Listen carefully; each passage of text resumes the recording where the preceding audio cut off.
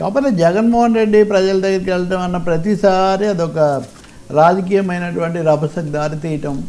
నిన్నటి నుంచి కూడా పోలీసులు 1-2 సార్లు హెచ్చరికలు, అంతకుముందు ఒక వ్యక్తి చనిపోయాడు కాబట్టి మళ్ళీ అనుభవాలు పునరావృతం కాకుండా జాగ్రత్తలు తీసుకుంటున్నాం, మీరు ఏమాత్రం హద్దు మీరినా కానీ మేము చేస్తామని.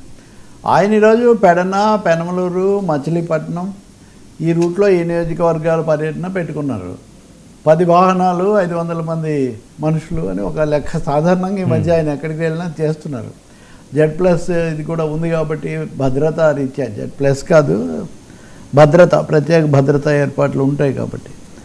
కానీ ఇవన్నీ ఆపడానికి చేస్తున్నారు. జనంలోకి వెళ్తే చాలా వస్తున్నారు, భారీగా జనం వస్తారు. స్పందన, Jagan is a crowd puller, always ఆయన క్రౌడ్ పుల్లర్గా ఉంటారు. అందులో ఇది లేదు.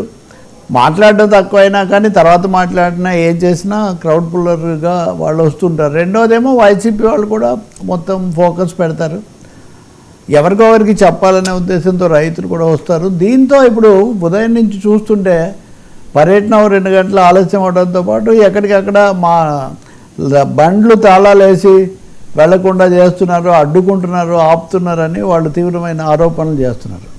జగన్ బయలుదేరడానికి ముందే ఆ లొకేషన్ అనుకుంటాను, నిన్న మీడియాతో మాట్లాడినప్పుడు ఇప్పుడు పోయి ఏం చేస్తారు, అప్పుడేమో మీరు బెంగళూరులో ఉండిపోయారు, ఈ పద్ధతిలో ఆయన కానీ లేకపోతే కొల్లు రవీంద్ర కానీ ఇలాంటి వాళ్ళందరూ కూడా కామెంట్స్ చేశారు.